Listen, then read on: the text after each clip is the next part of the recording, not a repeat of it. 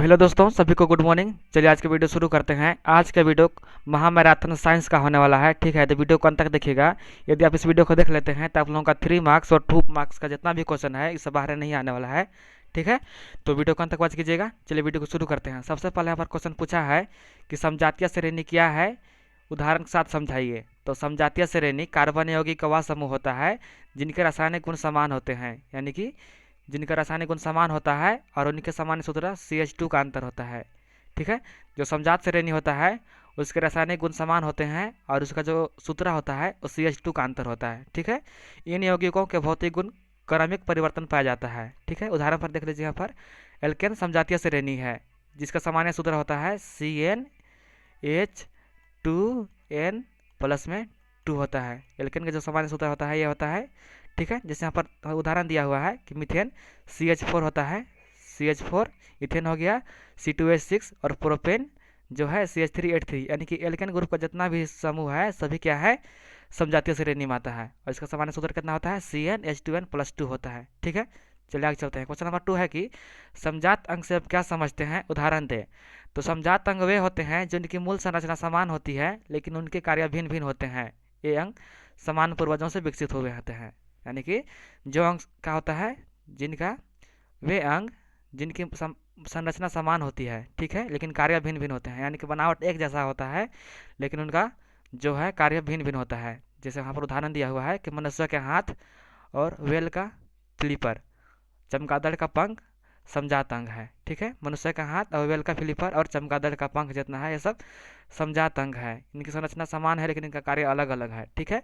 यहाँ पर एक और उदाहरण लिख सकते हैं कि जो मनुष्य का हाथ होता है और घोड़ा का जो अग्रपाद होता है उसका भी संरचना समान होता है लेकिन उनका कार्य अलग अलग होता है, ठीक है। समझ गए।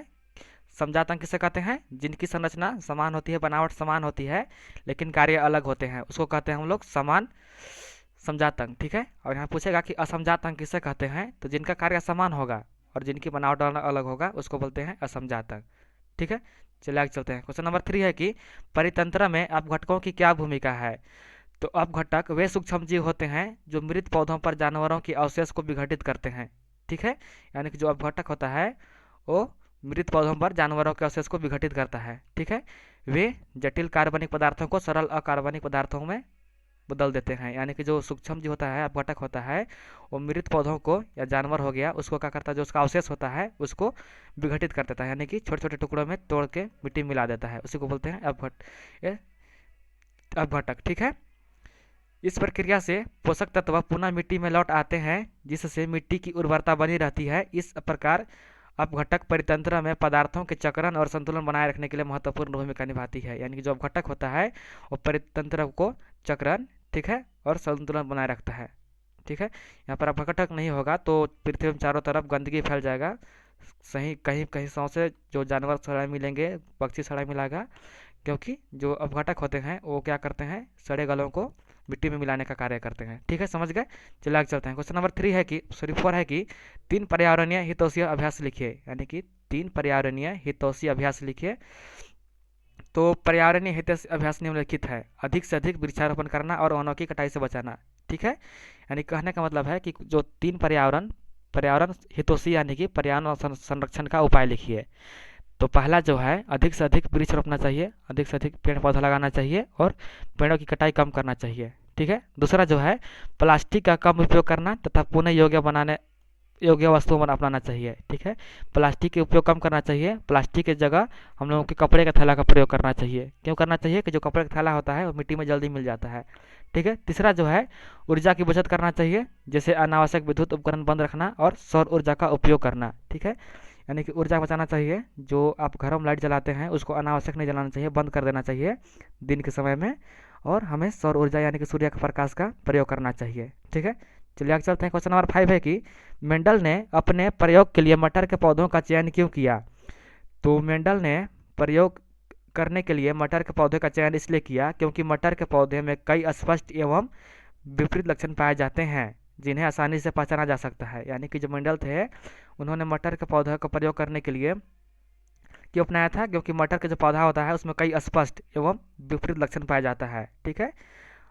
चलिए यहाँ पर है कि इसके फूल उभयलिंगी होते हैं, जो मटर के फूल होते हैं वो उभयलिंगी होते हैं, जिससे स्वपरागण संभव है तथा आवश्यकता होने पर परम परागण भी कराया जा सकता है। यानी कि जो मटर के पौधे होता है, फूल होता है उसका, वो उभयलिंगी होता है, जिससे स्वपरागण आसानी से हो पाता है और समय आने पर, आवश्यकता आने पर परागण भी हो सकता है। ठीक है।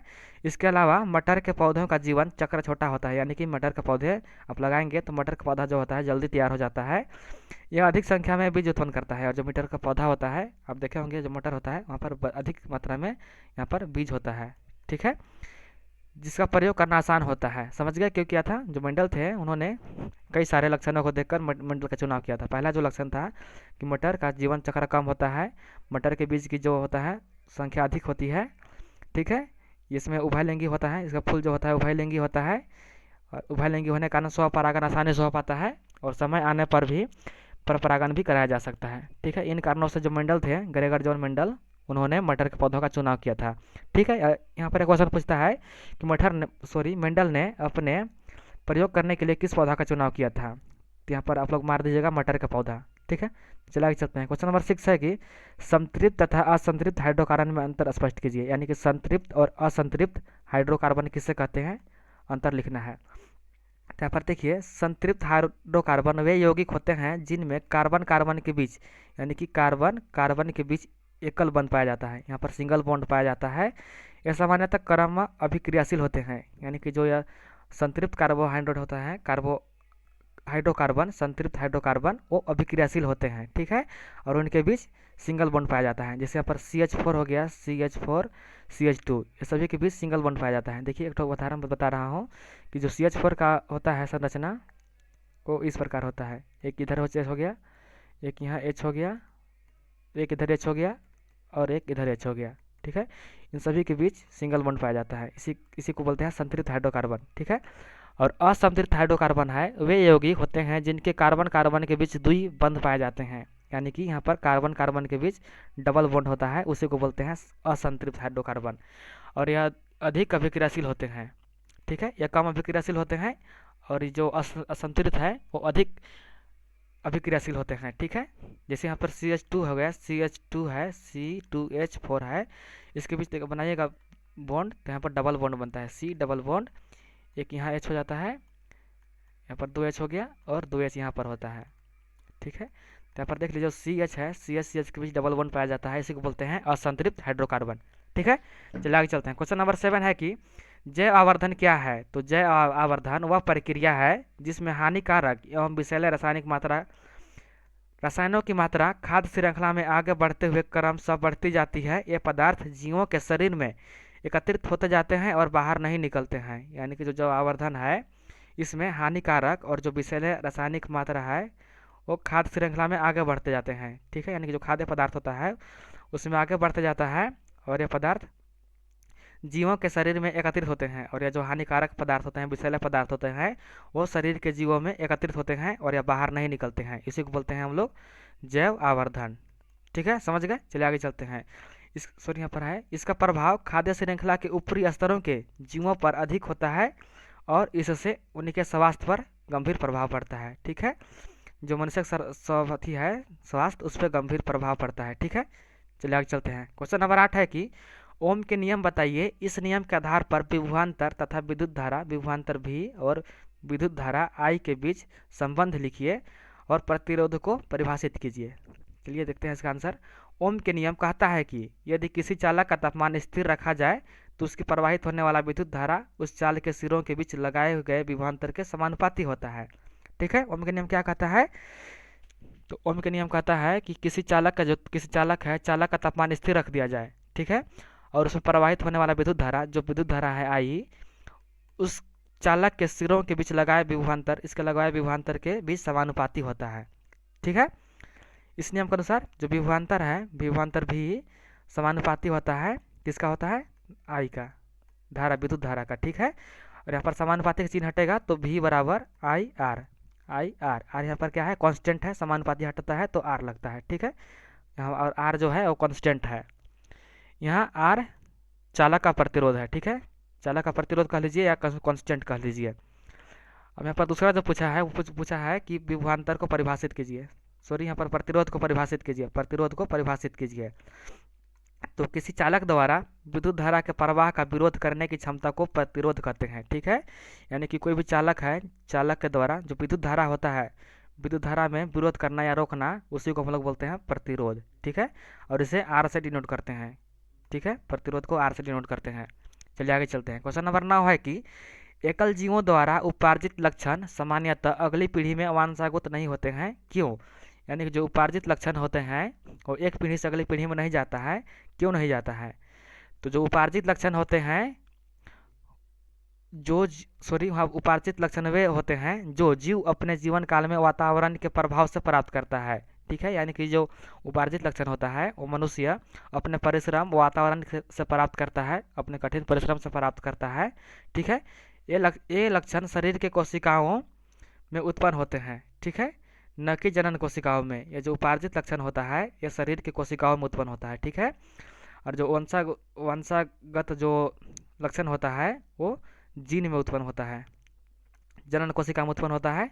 ठीक है, लेकिन ये जो होता है उपार्जित लक्षण ये कोशिकाओं में उत्पन्न होता है, यह जनन कोशिकाओं में उत्पन्न नहीं होता है। ठीक है, वंशानुगत लक्षण केवल जनन कोशिकाओं के माध्यम से अगली पीढ़ी में स्थानांतरित होती है। ठीक है, यानी कि जो वंशानुगत लक्षण है ये जनन कोशिकाओं के माध्यम से अगली पीढ़ी में जाता है, स्थानांतरित होता है। एकल जीवों द्वारा उपार्जित लक्षण सामान्यतः अगली पीढ़ी में वंशागत नहीं होता है। यानी कि कहने का मतलब है कि जो वंशागत नियम होता है, वंशानुगत लक्षण होते हैं वो जनन कोशिकाओं के माध्यम से आगे बढ़ते हैं, लेकिन जो यह उपार्जित लक्षण होता है यह शरीर की कोशिकाओं में उत्पन्न होता है। ठीक है, इसी कारण से यह अगली पीढ़ी में नहीं जा पाता है। ठीक है, आप लोग अच्छे से आसान भाषा में लिखिएगा वहाँ पर एग्जाम सेंटर में। यहाँ पर अगला क्वेश्चन है कि आप कचरा प्रबंधन की समस्या कम करने में क्या योगदान दे सकते हैं, किन्हीं 2 तरीकों का वर्णन कीजिए। ठीक है, यानी कि कचरा को प्रबंधन के लिए आप क्या कर सकते हैं, इसका 2 उपाय पूछ रहा है। तो कचरा प्रबंधन की समस्या कम करने में हम निम्नलिखित तरीकों से योगदान दे सकते हैं। कौन कौन? पहला जो है कचरे का पृथक्करण, यानी कि घरों में गीले और सूखे कचरों को अलग अलग एकत्र कर उसका उचित निपटान करना चाहिए। इससे पुनः चक्रण आसानी हो जाता है। यानी कि घर में जो कचरा होता है उसमें जो गीला कचरा है उसको अलग और जो सूखा कचरा है उसको अलग अलग रखना चाहिए, जिसके कारण पुनः चक्रण जो होता है आसानी से हो पाता है। ठीक है, यहाँ पर जो दूसरा उपाय है कि पुनः उपयोग, यानी कि उपयोग एवं पुनः चक्रण प्लास्टिक, कागज और धातु जैसे वस्तुओं का पुनः उपयोग एवं पुनः चक्रण करें, कचरे की मात्रा को कम किया जा सकता है। यानी कि जो प्लास्टिक हो गया, कागज हो गया, धातु हो गया, ये सभी को पुनः उपयोग किया जाना चाहिए, ताकि जो कचरा वहाँ पर फैल रहा है, गंदगी फैल रहा है, उसको कम किया जा सके। ठीक है, कचरे की मात्रा कम किया जा सके। समझ गए? चलिए आगे चलते हैं। क्वेश्चन नंबर 11 है कि क्या होगा यदि हम पोषी स्तर के सभी जीवों को समाप्त कर दें? तो यदि किसी पोषी स्तर के सभी जीवों को समाप्त कर दिया जाए तो खाद्य श्रृंखला असंतुलित हो जाएगी। यानी कि जब जो पोषी स्तर होता है उसको खत्म कर दिया जाए, नष्ट कर दिया जाए, तो जो यह खाद्य श्रृंखला है वो असंतुलित हो जाएगी, अनबैलेंस हो जाएगा। ठीक है, उस स्तर से ऊपर के जीवों को भोजन नहीं मिल पाएगा। यानी कि जो पोषी स्तर है, पोषी स्तर से जो ऊपर जीव है उसको भोजन नहीं मिल पाएगा, जिससे वे धीरे धीरे समाप्त हो जाएंगे। और भोजन नहीं मिलेगा तो जो उसके ऊपर जो जीव हैं वो धीरे धीरे मरते जाएंगे। ठीक है, साथ ही उस स्तर से नीचे के जीव की संख्या अधिक बढ़ जाएगी। यानी कि जो पोषी स्तर है, पोषी स्तर से जो नीचे का जीव है उसका संख्या भी बढ़ जाएगा। क्यों बढ़ जाएगा? क्योंकि जो पोषी स्तर है जो नियंत्रण करता है ये इसको कम नहीं करेगा तो इसकी संख्या अत्यधिक बढ़ जाएगी। ठीक है, जिससे पारितंत्र का संतुलन बिगड़ जाएगा। ठीक है, इस प्रकार पूरे पर्यावरण पर गंभीर प्रभाव पड़ेगा। यानी कि पोषी स्तर नहीं रहेगा तो पर्यावरण जो परितंत्र है वो असंतुलित हो जाएगा, उसका बैलेंस बिगड़ जाएगा और जब पूरे पर्यावरण गंभीर प्रभाव पड़ जाएगा, जो पर्यावरण है पर्यावरण पर गंभीर प्रभाव पड़ जाएगा। ठीक है, समझ गए? चलिए आगे चलते हैं। क्वेश्चन नंबर 12 है कि जीवाश्म क्या है, एक विकास के क्रम के विषय में क्या दर्शाते हैं? तो जीवाश्म प्राचीन समय में पाए जाने वाले जीवों के अवशेष, छाप या कंकाल होते हैं। यानी कि जो जीवाश्म होते हैं वो प्राचीन समय में जो जीव होता है, हमारे पूर्वज हो गया, जानवर हो गया, वो सभी के अवशेष हो गया, छाप हो गया, कंकाल होता है, उसी को बोलते हैं जीवाश्म। जो पृथ्वी के चट्टानों के परतों में सुरक्षित रह जाते हैं, ये लाखों वर्ष पुराने जीवों के प्रमाण देते हैं। यानी कि जो जीवाश्म होता है, जीवाश्म के माध्यम से पता कर पाते हैं कि वह जीव जो था कितना पुराना था। ठीक है, जीवाश्म विकास क्रम के विषय में यह दर्शाते हैं कि वर्तमान जीव सरल जीवों से क्रमशः विकसित हुए हैं। पुराने जीवाश्म सरल संरचना वाले होते हैं, जबकि नए जीवाश्म अधिक जटिल होते हैं, जिससे जैव विकास का क्रम सिद्ध हो जाता है। ठीक है, समझ गए। चलिए आगे चलते हैं। क्वेश्चन नंबर 13 है कि ऐसे तरीके बताइए जिनमें अजैव न्यूनीकरण पदार्थ पर्यावरण को प्रभावित करते हैं। ठीक है, यानी कि ऐसा नियमन पूछ रहा है जिसके कारण पर्यावरण प्रभावित हो रहा है। अजैव न्यूनीकरण पदार्थ पर्यावरण को प्रभावित कर रहे हैं। तो अजैव न्यूनीकरण पदार्थ पर्यावरण को निम्नलिखित तरीके से प्रभावित कर रहे हैं। क्या क्या तरीके से? पहला जो है, ये पदार्थ लंबे समय तक पर्यावरण में बने रहते हैं और भूमि व जल प्रदूषण बढ़ाते हैं। यानी कि जो अजैव न्यूनीकरण पदार्थ है वो पर्यावरण में लंबे समय तक रहते हैं, जिसके कारण भूमि जल को प्रदूषित करता है। ठीक है, दूसरा जो है, इनके कारण जीव जंतुओं को हानि पहुंचती है, जैसे प्लास्टिक खाने से पशुओं की मृत्यु हो सकती है। ठीक है, ये जो है अजैव न्यूनीकरण पदार्थ, इसके कारण जंतुओं को काफ़ी हानि पहुंचती है। जैसे उदाहरण के तौर पर आप लोग देखे होंगे जो गाय बैल होते हैं प्लास्टिक खा जाते हैं, जिसके कारण उनकी मृत्यु हो जाती है। ठीक है, तीसरा जो है, ये खाद्य श्रृंखला में प्रवेश कर जैविक आवर्धन के द्वारा मनुष्य के स्वास्थ्य को प्रभावित करते हैं। यानी कि जो जैव आवर्धन अभी हम लोग देखा, वो विषैले पदार्थ खाद्य श्रृंखला में मिल जाता है, इसके कारण जो मानव स्वास्थ्य है, मानव स्वास्थ्य पर पूरा प्रभाव पड़ता है। ठीक है, चलिए आगे चलते हैं। क्वेश्चन नंबर यहाँ पर 14 है कि खाद्य जल क्या है, एक उदाहरण के द्वारा समझाइए। तो खाद्य जल कई खाद्य श्रृंखलाओं का आपस में जुड़ा हुआ जाल होता है। यानी कि जो खाद्य श्रृंखला होता है वो कई खाद्यों का समूह होता है, जिसमें एक जीव एक से अधिक जीवों से भोजन प्राप्त करता है। यानी कि इसमें क्या होता है, एक जीव एक से अधिक जीवों से भोजन प्राप्त करता है और एक से अधिक जीवों का भोजन बनता भी है। यह परितंत्र में ऊर्जा के प्रवाह को दर्शाता है। उदाहरण के तौर पर घास है, घास को हिरन खाएगा और हिरन को शेर खाएगा। ठीक है, यहाँ पर घास है, घास को खरगोश खाएगा और जो खरगोश है खरगोश को शेर खा जाएगा। ठीक है, यानी कि यहाँ पर कहने का मतलब है खाद्य श्रृंखला में यहाँ पर एक जीव, मान लीजिए ये शेर है, ये शेर हिरन को यहाँ पर खा रहा है और खरगोश को भी खा रहा है। ठीक है, और यहाँ पर घास जो है, घास को हिरन भी खा रहा है और खरगोश भी खा रहा है। इसी को बोलते हैं हम लोग खाद्य श्रृंखला। ठीक है, इन दोनों खाद्य श्रृंखलाओं के आपस में जुड़े होने से खाद्य जाल बन जाता है। ठीक है, तो आप लोग वहाँ पर उदाहरण के साथ दर्शाइएगा, आप लोगों का 3 मार्क्स कहीं नहीं जाने वाला है। ठीक है दोस्तों, चलिए आगे चलते हैं। क्वेश्चन नंबर यहाँ पर 15 है कि जल संरक्षण के 3 पारंपरिक विधियों का उल्लेख कीजिए। यानी कि जल बचाने के लिए 3 पारंपरिक जो प्राचीन समय से चला रहा है विधि है, उसका उल्लेख करना है। तो जल संरक्षण की प्रमुख पारंपरिक विधियां निम्नलिखित है। पहला जो है, तालाब और पोखरन का निर्माण। ठीक है, तालाब या पोखरा बनाकर जल का निर्माण करना। ठीक है, जिनमें वर्षा जल संग्रहित किया जा सकता है। तालाब बना दिए या पोखरा बना दिए, उसमें जब वर्षा होती है तो जल उसमें संग्रहित हो जाता है, यानी कि जमा हो जाता है। दूसरा जो है, कूड़ एवं बावड़ी का उपयोग, जिनसे भूमिगत जल को सुरक्षित कर रखा जा सकता है। यानी कि कूड़ या बावड़ी बनाकर जो भूमिगत जल है, जमीन के अंदर का जो जल है, उसको संरक्षित किया जा सकता है। तीसरा जो है, जोहड़ या आहार पइन प्रणाली। क्या? जोहड़ या आहार पइन प्रणाली, जिनका उपयोग ग्रामीण क्षेत्रों में वर्षा जल के संचयन के लिए किया जाता है। ये जो जोहड़ है, इसका प्रयोग ग्रामीण क्षेत्रों में अधिकांशतः किया जाता है। क्या करने के लिए? वर्षा जल को संचयन करने के लिए। ठीक है, ये 3 पारंपरिक विधियां हैं, तीनों को लिख दीजिएगा आप लोग। पहला तालाब बनाकर, दूसरा कूड़ या बावड़ी का उपयोग करके, तीसरा जो है जोहड़ का प्रणाली का उपयोग करके। ठीक है, चलिए आगे चलते हैं। क्वेश्चन नंबर 16 है कि जैव आवर्धन क्या है? क्या पारितंत्र के विभिन्न स्तरों पर जैविक आवर्धन का प्रभाव भिन्न भिन्न होता है? यहाँ पर पूछ रहा है जैव आवर्धन क्या है और क्या परितंत्र के विभिन्न स्तरों पर जैविक आवर्धन का प्रभाव अलग अलग होता है। तो जैव आवर्धन वह प्रक्रिया है जिसमें हानिकारक रसायनों या विषैले पदार्थों की मात्रा खाद्य श्रृंखला में आगे बढ़ते हुए क्रमशः बढ़ती जाती है। यानी कि जैव आवर्धन वह प्रक्रिया है जिसमें क्या होता है, हानिकारक जो रासायनिक पदार्थ है या विषैले पदार्थ है वह खाद्य श्रृंखला में आगे बढ़ते जाता है। ठीक है, ये पदार्थ जीवों के शरीर में एकत्रित होते रहते हैं और बाहर नहीं निकलते हैं। यानी कि जो जैव आवर्धन है, इसमें हानिकारक और जो विषैले पदार्थ है वो मानव शरीर में एकत्रित यानी जमा होता जाता है और यह बाहर नहीं निकल पाता है। ठीक है, और यहाँ पर तो जो दूसरा क्वेश्चन पूछा था, क्या परितंत्र के विभिन्न स्तरों पर जैविक आवर्धन का प्रभाव भिन्न भिन्न होता है? तो हाँ, परितंत्र के विभिन्न स्तरों पर जैविक आवर्धन का प्रभाव अलग अलग होता है। खाद्य श्रृंखला के निचले स्तर पर इन पदार्थों की मात्रा कम होती है, यानी कि जो खाद्य श्रृंखला का निचला स्तर है उसमें इनका मात्रा कम होता है, जबकि ऊपरी स्तरों पर उपभोक्ताओं में इनकी मात्रा बहुत अधिक होती है। ठीक है, जिससे इन्हें अधिक हानि पहुंचती है। समझ गए? जो निचले स्तर के खाद्य श्रृंखला है उसमें इन पदार्थों की मात्रा कम होती है, लेकिन जबकि ऊपरी स्तर वाला जो उपभोक्ता होती है उसमें इनकी मात्रा बहुत अधिक होती है। ठीक है, चलिए आगे चलते हैं। क्वेश्चन नंबर 17 है कि किसी चालक का प्रतिरोध किन कारकों पर निर्भर करता है। तो किसी चालक का प्रतिरोध निम्नलिखित कारकों पर निर्भर करता है। पहला जो है चालक की लंबाई पर, जो प्रतिरोध है चालक की लंबाई पर पहला निर्भर करता है। चालक की लंबाई बढ़ने पर प्रतिरोध भी बढ़ता है। ठीक है, जब चालक की लंबाई बढ़ जाती है तो प्रतिरोध का मान भी बढ़ जाता है। दूसरा जो है चालक के अनुप्रस्थ क्षेत्रफल पर।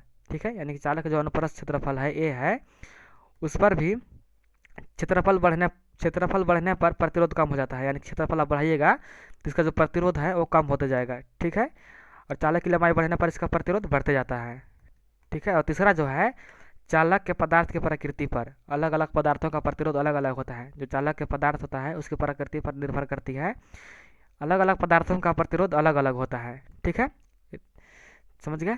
चौथा है तापमान पर, यानी तापमान बढ़ने पर अधिकांश धातुओं का प्रतिरोध बढ़ जाता है। यानी कि तापमान बढ़ाइएगा तो अधिकांश जो वस्तु होती है, धातु होती है, उस पर प्रतिरोध बढ़ जाता है।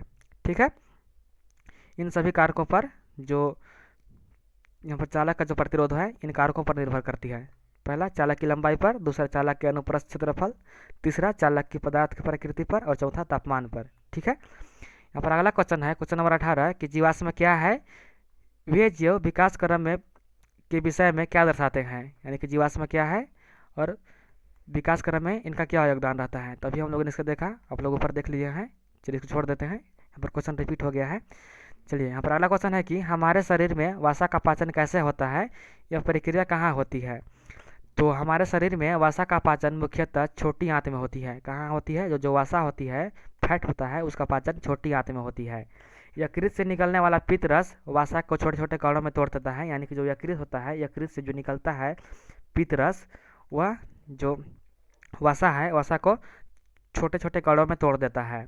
इस प्रक्रिया को इम्लिशकरण कहते हैं। यानी कि इस प्रक्रिया को क्या कहते हैं? इम्लिशकरण कहते हैं। ये क्वेश्चन आता भी है, पूछेगा कि यकृत से निकलने वाला पित्त रस वसा को छोटे छोटे कण में तोड़ देता है, इस प्रक्रिया को क्या कहते हैं? तो इस प्रक्रिया को इम्लिशकरण कहते हैं। ठीक है, इसके बाद अग्नाशय से निकलने वाला लाइपेज एंजाइम वसा को फैटी अम्ल और ग्लिसरॉल में बदल देता है। इस प्रकार वसा का पाचन छोटी आंत में अंतःपूर्ण हो जाता है। यानी कि पहला जो होता है यकृत से पित्त रस निकलता है और यह पित्त रस जो वसा होता है वसा को छोटे छोटे कणों में तोड़ देता है। और जो दूसरा है अग्नाशय से लाइपेज एंजाइम निकलता है, या जो फैट अम्ल होता है उस और ग्लिसरॉल में बदल देता है। फैट अम्ल और ग्लिसरॉल में बदल, जो वसा होता है वसा को फैट अम्ल हो गया और ग्लिसरॉल में बदल देता है। इस प्रकार जो वसा है वसा का पाचन छोटी आंत में होता है। ठीक है, समझ गए? जल्दी आगे चलते हैं। यहाँ पर क्वेश्चन नंबर 20 है कि चुंबकीय बल रेखाएं क्या है, चुंबकीय बल रेखाओं का प्रमुख गुण लिखिए। चुंबकीय बल रेखाएं वह काल्पनिक रेखा होती है जिनके सहारे चुंबकीय क्षेत्र की दिशा और तीव्रता को दर्शाया जाता है। यानी कि चुंबकीय जो बल रेखा है वह काल्पनिक रेखा होता है। इसके सहारे से जो चुंबकीय क्षेत्र होता है, चुंबकीय क्षेत्र और इसकी दिशा और तीव्रता को दर्शाया जाता है। ठीक है, ये रेखाएं चुंबक के उत्तर ध्रुव से निकलकर दक्षिण ध्रुव की जाती है। यानी कि हमारे यहाँ पर चुंबक है, इधर नॉर्थ है, इधर साउथ है, ये जो है उत्तर से निकलकर दक्षिण में जाती है। ठीक है, उत्तर से निकलकर कहाँ जाती है? दक्षिण में जाती है। इसी को हम लोग बोलते हैं चुंबकीय बल रेखाएं। ठीक है, चुंबकीय बल रेखाओं के प्रमुख गुण निम्नलिखित है। पहला जो है चुंबकीय बल रेखाएं सदैव बंद वक्र होते हैं। यानी कि जब चुंबकीय जो बल रेखाएं होती है हमेशा इस टाइप से वक्र बनाता है, बंद वक्र बनाता है। ठीक है, इधर से उधर से निकलेगा और दक्षिण में चल जाएगा, यानी कि बंद वक्र बनाता है। नॉर्थ से निकलता है और साउथ की ओर जाता है। दूसरा, दो चुंबकीय बल रेखाएं कभी एक दूसरे को प्रतिच्छेद नहीं या काटती नहीं है। यानी कि जो दो चुंबकीय बल रेखाएं हैं, ये जो बल रेखाएं हैं ये एक दूसरे को कभी नहीं काटेगा, यहाँ पर कभी नहीं काटेगा, यह लगातार बढ़ते जाता है, एक दूसरे को कभी नहीं काटता है। तीसरा जो गुण है, जहाँ बल रेखाएं संघन होती है वहाँ चुंबकीय क्षेत्र अधिक प्रबल होती है। यानी कि जहाँ पर बल रेखाएं संघन होती है, जैसे इस जगह में संघन होता है, यहाँ पर जो होता है बल वो अधिक प्रबल होती है, चुंबक के क्षेत्र अधिक प्रबल होती है। ठीक है। और चौथा जो है, चुंबक के ध्रुवों के पास बल रेखाएं अधिक संघन होती है। चुंबक के जो ध्रुव होता है, ध्रुव के पास जो बल रेखाएं होती है अधिक सघन होता है। ठीक है। चलिए आगे चलते हैं। यहाँ पर क्वेश्चन नंबर 21 है कि लेंस, उत्तल लेंस को अभिसारी तथा अवतल लेंस को अपसारी लेंस क्यों कहा जाता है। ठीक है। उत्तल लेंस को क्या कहा जाता है, अभिसारी, और अवतल लेंस को अपसारी लेंस क्यों कहा जाता है। तो उत्तल लेंस से होकर गुजरने वाले समांतर प्रकाश किरणें अपवर्तन के बाद एक बिंदु पर एकत्रित हो जाती है, जिसे फोकस कहते हैं। यानी कि जो उत्तल लेंस होता है, उत्तल लेंस से होकर गुजरने वाली समांतर जो प्रकाश की किरणें होती है, अपवर्तन के बाद एक बिंदु पर एकत्रित होती है, जहाँ पर जिसे फोकस कहते हैं। ठीक है। इसलिए जो उत्तल लेंस है, उत्तल लेंस को अभिसारी लेंस कहते हैं। ठीक है। क्या कहते हैं उत्तल लेंस को अभिसारी लेंस। जो उत्तल लेंस से जो प्रकाश की किरणें निकलती है, वो अपवर्तन के बाद एक बिंदु पर एकत्र यानी कि जमा हो जाता है, जिसको हम लोग फोकस कहते हैं, और इसी कारण से उत्तल लेंस को अभिसारी लेंस कहते हैं। ठीक है। यहाँ पर अवतल लेंस से होकर गुजरने वाली समांतर प्रकाश की किरणें अपवर्तन के बाद फैल जाती है और किसी एक बिंदु पर एकत्रित नहीं होती है, इसलिए अवतल लेंस को अपसारी लेंस कहते हैं। क्यों कहते हैं, जो अवतल लेंस होता है, अवतल लेंस से जो प्रकाश की किरणें निकलती है, तो अपवर्तन जब होता है तो करने के बाद जो प्रकाश की किरणें बाद में फैल जाती है, यानी कि प्रकाश की किरणें जो होती है वो फैल जाती है, किसी एक जगह पर जमा नहीं होता है। इसी कारण से इसको अपसारी कहते हैं, अपसारी लेंस कहते हैं। ठीक है, समझ गए। इसको क्यों कहते हैं अभिसारी, क्योंकि इसका जो प्रकाश की किरणें हैं एक जगह पर जमा हो जाता है फोकस में, इसी कारण से इसको अभिसारी कहते हैं। जमा हो जाएगा तो अभिसारी, और बिखर जाएगा तो अपसारी लेंस कहते हैं। ठीक है। चलिए आगे चलते हैं। क्वेश्चन नंबर 22 है कि निम्नीकरणीय एवं अजैव निम्नीकरणीय में अंतर स्पष्ट कीजिए। यानी कि जो निम्नीकरणीय है और अजैव निम्नीकरणीय है, इसमें अंतर पूछ रहा है। तो निम्नीकरणीय पदार्थ वे होते हैं जो प्राकृतिक प्रक्रियाओं द्वारा सूक्ष्म जीवों की सहायता से आसानी से विघटित हो जाते हैं, जैसे भोजन के अवशेष, कागज और पत्तियां। और अजैव निम्नीकरणीय वे पदार्थ वे होते हैं जो प्राकृतिक प्रक्रियाओं द्वारा विघटित नहीं होती है। यह क्या होती है, टूटती नहीं है, विघटित नहीं होती है। जबकि जो निम्नीकरणीय पदार्थ है वो टूट जाती है, विघटित हो जाती है, बहुत अधिक समय लेती है। यह टूटने में बहुत अधिक समय लेता है, जैसे प्लास्टिक हो गया, कांच हो गया, धातु हो गया। ये सभी जो पदार्थ है वो हाल ही मिट्टी में नहीं मिलता है, जल्दी मिट्टी में नहीं मिलता है, इसी कारण से इसको अजैव निम्नीकरणीय पदार्थ कहते हैं। ठीक है। और यह जो होता है वो मिट्टी में जल्दी विघटित हो जाता है, जैसे भोजन हो गया, अवशेष हो गया, कागज हो गया, पत्तियां हो गया, सभी मिट्टी में आसानी से मिल जाती है। ठीक है। चलिए आगे चलते हैं। क्वेश्चन नंबर 23 है कि वन एवं वन्य जीव संरक्षण के 3 उपाय बताइए। तो वन एवं वन्य जीव के संरक्षण का 3 उपाय यहाँ निम्नलिखित है। कौन कौन। वनों की कटाई पर रोक लगाकर अधिक से अधिक वृक्षारोपण करना चाहिए, यानी कि वनों की कटाई पर रोक लगाना चाहिए, और अधिक से अधिक हम लोग को वृक्ष लगाना चाहिए, पेड़ पौधा लगाना चाहिए। दूसरा जो है, वन्य जीवों के शिकार पर पूर्ण प्रतिबंध लगाना चाहिए, यानी कि जो जंगली जानवर है, जंगली जानवर के शिकार पर प्रतिबंध लगा देना चाहिए, तथा अभयारण्यों और राष्ट्रीय उद्यानों की स्थापना करनी चाहिए। और इसके अलावा जो जंगल है, जंगलों में अभयारण्य हो गया, राष्ट्रीय उद्यान हो गया, इन सभी का स्थापना करनी चाहिए। ठीक है। तीसरा जो है, लोगों में पर्यावरण संरक्षण के प्रति जागरूकता फैलानी चाहिए, ताकि वन एवं वन्य जीव सुरक्षित रह सके। यानी कि लोगों में पर्यावरण संरक्षण के प्रति जागरूकता फैलाना चाहिए, जुलूस निकालना चाहिए। ठीक है। इसके कारण फैलानी चाहिए ताकि जो वन है, वन को संरक्षित किया जा सके, सुरक्षित किया जा सके। क्या करके, पहला जो है पेड़ कटाई पर रोक लगाकर और पेड़ लगाकर, दूसरा जो है वन्य जीव के शिकार नहीं करना चाहिए, रोक लगाना चाहिए, और राष्ट्रीय उद्यानों का निर्माण करना चाहिए। और तीसरा जो है, जो लोग हैं, सामान्य आदमी है, आम जनता है, उसमें पर्यावरण संरक्षण के प्रति जागरूकता फैलानी चाहिए। ठीक है। चलिए आगे चलते हैं। यहाँ पर क्वेश्चन नंबर 24 है कि निम्न पदों को परिभाषित कीजिए। यहाँ पर दिया है 3 ठो पद है, खनिज हो गया, अयस्क हो गया और गैंग हो गया। इसको परिभाषित करने बोल रहा है। ठीक है। तो सबसे पहले खनिज को देखते हैं। खनिज पृथ्वी की प्रॉपर्टी में प्राकृतिक रूप से पाए जाने वाले पदार्थ जिनसे धातुएं प्राप्त की जाती है, की जा सकती है, खनिज कहलाती है। ठीक है। जो पृथ्वी के प्रॉपर्टी में प्राकृतिक रूप से पाए जाने वाले पदार्थ होते हैं उसको खनिज कहते हैं। ठीक है। दूसरा जो है अयस्क, वे खनिज जिनसे धातु को आसानी से एवं लाभप्रदय रूप से निकाला जा सकता है, अयस्क कहलाते हैं। ठीक है। और यहाँ पर जो गैंग है, गैंग किसे कहते हैं? अयस्क में उपस्थित वे अवक्षिन्न एवं अशुद्ध पदार्थ होते हैं जो धातु के साथ मिले होते हैं, गैंग कहलाते हैं। यानी कि जो धातु होते हैं उसमें जो अशुद्ध पदार्थ होता है, अशुद्ध पदार्थ को गैंग कहते हैं। ठीक है, चलिए आगे चलते हैं। पर क्वेश्चन नंबर 25 है कि लेंस की क्षमता से आप क्या समझते हैं, इसका ऐसा ही मात्रक लिखिए।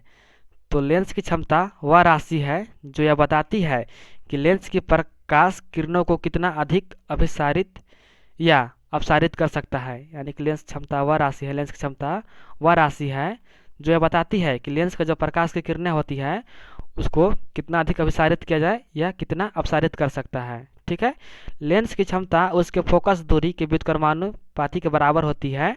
ठीक है, यदि फोकस दूरी कम होती है तो लेंस की क्षमता अधिक होती है। यानी कि फोकस दूरी कम किया जाए तो लेंस की जो क्षमता है वो बढ़ जाती है, और यदि फोकस दूरी अधिक होती है तो लेंस की क्षमता कम हो जाती है। ठीक है, लेंस का अगर फोकस दूरी अधिक रहेगा तो लेंस की क्षमता कम हो जाएगा, और लेंस का जो फोकस दूरी कम रहेगा तो लेंस की क्षमता अधिक बढ़ जाता है। ठीक है, लेंस की क्षमता का सही मात्रक डायोप्टर होता है। क्या होता है? डायोप्टर होता है। और क्षमता को हम लोग पी से डोनेट करते हैं, पी से डोनेट करते हैं। ठीक है, चलिए पर आगे चलते हैं। पर क्वेश्चन नंबर 26 है कि नवीकरणीय तथा अनवीकरणीय स्रोतों से आप क्या समझते हैं। ठीक है, नवीकरणीय और अनवीकरणीय जो स्रोत है उनसे आप क्या समझते हैं।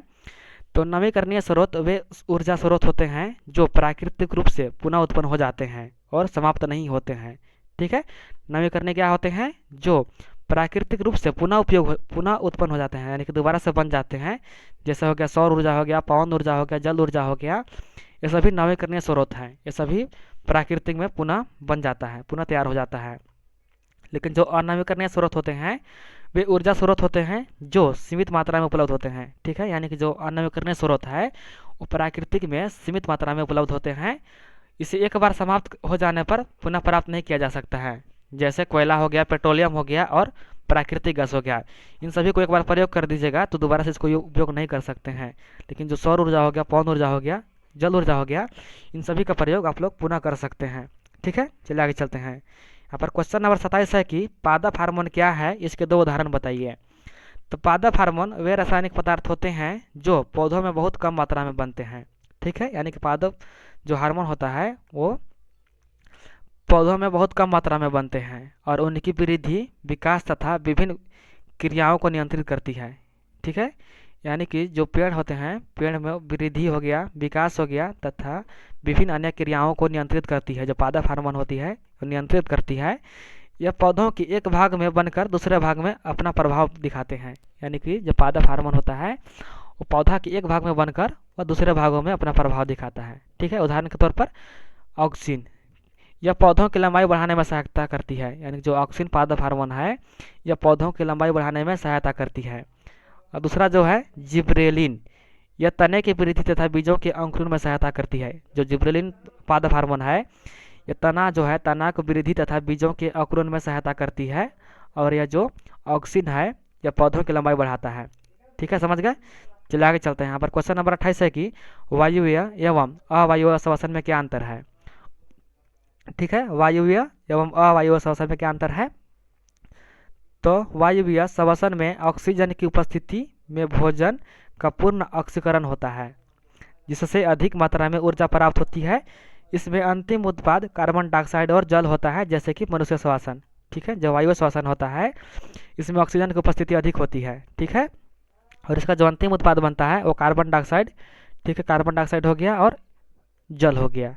जैसे कि उदाहरण हो गया मनुष्य जो सांस लेता है ये वायु श्वसन हो गया। दूसरा जो है अवायु श्वसन, अवायु श्वसन में ऑक्सीजन की अनुपस्थिति में भोजन का अपूर्ण ऑक्सीकरण होता है। ठीक है, जिससे कम मात्रा में ऊर्जा प्राप्त होती है। इसमें अंतिम उत्पाद एल्कोहल और कार्बन डाइऑक्साइड होता है। इसका जो अंतिम उत्पाद बनता है वो एल्कोहल होता है और कार्बन डाइऑक्साइड होता है। ठीक है, जैसे कि ईस्ट में अवायवीय श्वसन होता है। जो ईस्ट होता है, ईस्ट में अवायवीय श्वसन होता है, लेकिन मनुष्य में वायवीय श्वसन होता है और इसका कार्बन डाइऑक्साइड और जल अंतिम उत्पाद होता है। इसका कार्बन डाइऑक्साइड, एल्कोहल या लैक्टिक अम्ल होता है। ठीक है, चलिए आगे चलते हैं। यहाँ पर क्वेश्चन नंबर 29 है कि श्वसन को ऊष्माक्षेपी अभिक्रिया क्यों कहते हैं, वर्णन कीजिए। तो श्वसन को ऊष्माक्षेपी अभिक्रिया इसलिए कहते हैं क्योंकि इसमें भोजन के ऑक्सीकरण के दौरान ऊर्जा ऊष्मा के रूप में बाहर निकलती है। ठीक है। यानी कि जब सांस छोड़ते हैं तो यहाँ पर जो ऑक्सीजन है, ऑक्सीकरण के दौरान क्या होता है, ऊर्जा जो होता है, श्वसन के दौरान ऊर्जा उष्मा के रूप में बाहर निकल जाती है। ठीक है। श्वसन में ग्लूकोज ऑक्सीजन की उपस्थिति में टूटकर कार्बन डाइऑक्साइड जल तथा ऊर्जा उत्पन्न करता है। ठीक है। जो ऑक्सीजन होता है, ग्लूकोज होता है, श्वसन में जो ग्लूकोज ऑक्सीजन की उपस्थिति में टूटकर क्या बनाता है, कार्बन डाइऑक्साइड हो गया, जल तथा ऊर्जा उत्पन्न करता है। यह ऊर्जा जीवों के विभिन्न जैविक क्रियाओं जैसे वृद्धि, गति और मरम्मत में उपयोग होती है। श्वसन की अभिक्रिया इस प्रकार ही कैसा है, ग्लूकोज प्लस ऑक्सीजन जब लेते हैं हम लोग तो क्या बनता है, कार्बन डाइऑक्साइड हो गया, जल हो गया और ऊर्जा के रूप में बाहर निकल जाता है। ठीक है। चलिए यहाँ पर आगे चलते हैं। चूंकि इस प्रक्रिया में ऊर्जा का उत्सर्जन होता है, इसलिए श्वसन को ऊष्माक्षेपी अभिक्रिया कहा जाता है। यानी कि कहने का मतलब है कि जो प्रक्रिया होता है इसमें ऊर्जा बाहर निकल जाता है। ठीक है। और ऊर्जा बाहर निकल जाता है, इसी कारण से हम लोग ऊष्माक्षेपी अभिक्रिया कहते हैं। समझ गए। चलिए आगे चलते हैं। पर क्वेश्चन नंबर 30 है कि उत्तम ईंधनों के गुणों को लिखिए। तो उत्तम ईंधनों के प्रमुख गुण निम्नलिखित है। कौन कौन है, इसका ऊष्मा मान अधिक होना चाहिए ताकि अधिक ऊर्जा प्राप्त हो सके। यानी कि जो उत्तम ईंधन होता है, ठीक है, जो उत्तम ईंधन होता है उसका ऊष्मा अधिक होना चाहिए ताकि अधिक ऊर्जा प्राप्त कर सके। ठीक है। दूसरा जो है, यह आसानी से उपलब्ध हो एवं सस्ता होना चाहिए। जो उत्तम ईंधन उत्तम ईंधन है वह आसानी से उपलब्ध होना चाहिए और सस्ता मिले। ठीक है। तीसरा जो है, इसके जलने से धुआं तथा हानिकारक गैस कम ही निकलना चाहिए। यानी कि जो उत्तम ईंधन है इसको जलाने के बाद धुआं और हानिकारक गैस कम निकलना चाहिए। ठीक है। चौथा जो है, इसका भंडारण और परिवहन सरल होना चाहिए। ठीक है। इसी को बोलते हैं उत्तम ईंधन का ये प्रमुख गुण निम्नलिखित है। कौन कौन है, इसका उसमें मान अधिक होता है, यह आसानी से उपलब्ध होना चाहिए और सस्ता होना चाहिए, इसके जलाने के बाद कोई हानिकारक गैस नहीं निकलना चाहिए और इसका भंडारण सरल होना चाहिए। ठीक है। चलिए आगे चलते हैं। क्वेश्चन नंबर 21 है कि संयोजक बंध के गुणों को लिखिए। संयोजक बंध के गुण क्या होते हैं उसको लिखना है। तो संयोजक बंध के प्रमुख गुण निम्नलिखित है। कौन कौन, संयोजक यौगिक का गलनांक और कथनांक सामान्य कम होता है। जो संयोजक बंध है उसका प्रमुख गुण कौन कौन है, संयोजक यौगिक का गलनांक और क्वथनांक सामान्य कम होता है। यह यौगिक विद्युत के कुचालक होते हैं क्योंकि इनमें आयन नहीं होते हैं। ठीक है। ये प्रायः जल के अघुलनशील होते हैं लेकिन कार्बनिक विलयकों में घुलनशील होते हैं। चौथा जो है, सहसंयोजक बंधन द्वारा बने यौगिक अणु के रूप में पाए जाते हैं, जैसे H2O2 CO2 हो गया। ठीक है। आगे चलते हैं। क्वेश्चन नंबर 32 है कि दीर्घ दृष्टि दोष क्या है, इसके कारण एवं इसका संशोधन किस प्रकार संभव है। तो दीर्घ दृष्टि दोष वह दृष्टि दोष है जिसमें व्यक्ति को दूर की वस्तुओं स्पष्ट दिखाई देती है लेकिन पास की वस्तु में धुंधली दिखाई देती है। यानी कि दूर दृष्टि दोष में कोई भी व्यक्ति को दूर की जो वस्तु है वो साफ दिखाई देती है लेकिन जो सामने की वस्तु है उसको नहीं दिखाई देता है। इस दोष में पास की वस्तु की छवि रेटिना के पीछे बनती है। यानी कि इस दोष में जो रेटिना होती है, रेटिना में छवि बनता है लेकिन इससे पीछे छवि बन जाता है। ठीक है। इसके प्रमुख कारण है आँख का गोलक सामान्य छोटा हो जाना या आँख की लेंस की अभिसारी कम शक्ति कम हो जाना। यानी कि इसका जो प्रमुख कारण है क्या है, जो आँख की गोलक है, गोला है, उसका लंबाई छोटा हो जाना या लेंस की जो अभिसारी शक्तियाँ हैं वो कम हो जाना। ठीक है।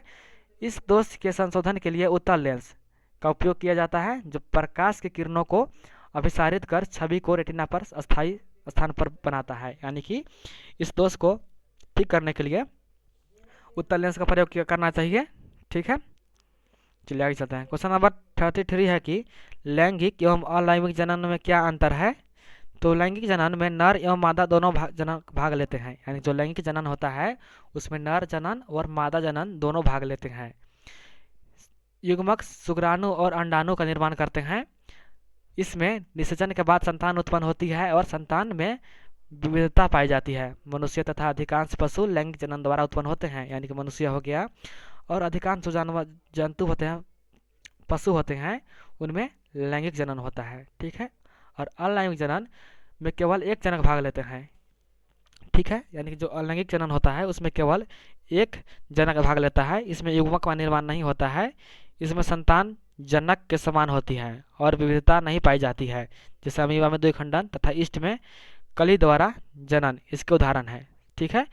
जो लैंगिक जनन होता है उसमें नर और मादा युवक दोनों भाग लेते हैं और अंडाणु का निर्माण करते हैं, अंडाणु और शुक्राणु का निर्माण करते हैं और इसके बाद संतान की उत्पत्ति होती है। लेकिन इसमें केवल एक जनक भाग लेता है।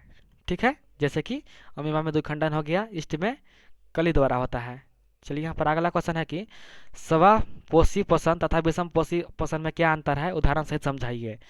तो स्वपोषी पोषण में जीव अपना भोजन स्वयं बनाते हैं, जैसे हरे पौधे सूर्य के प्रकाश की उपस्थिति में प्रकाश संश्लेषण द्वारा भोजन बनाता है। यानी कि जो स्वपोषी भोजन होता है, स्वपोषी पोषण होता है, इसमें जो जीव होता है इसमें अपना भोजन खुद से बनाता है। जैसे क्या हो गया, जो हरा पौधा होता है वो सूर्य के प्रकाश से अपना भोजन बनाता है। ठीक है, लेकिन विषम पोषी पोषण जो होता है, विषम पोषी पोषण में जीव अपना भोजन स्वयं नहीं बनाते हैं, अन्य जीवों पर निर्भर रहते हैं। जैसे मनुष्य हो गया, शेर तथा अन्य जानवर जो है, ये सभी क्या है, विषम पोषी पोषण है। यह भोजन अपना से नहीं बनाता है, ये दूसरे जीवों पर निर्भर रहता है।